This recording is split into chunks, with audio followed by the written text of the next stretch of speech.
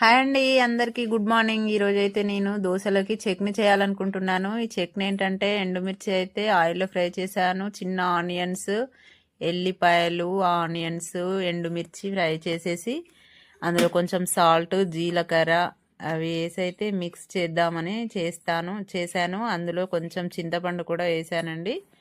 చింతపండు వేసి మరొకసారి మిక్సీ పట్టిన తర్వాత అది మెత్తగా అయిన తర్వాత అయితే ఇంతలోపు ఒక 2 టమాటాలు, కొంచెం కరివేపాకు, కొత్తిమీర ఇవైతే కొంచెం ఆయిల్లో కచ్చపచ్చగా అయితే వేపానండి. పూర్తిగా ఫ్రై చేయలేదు. అవి కూడా ఇందులో యాడ్ చేసేసి మిక్సీ అయితే చేసుకున్నాను. చట్నీ కారం కారంగా టేస్ట్ ఉంటుందండి, దోశలోకి బాగుంటుంది.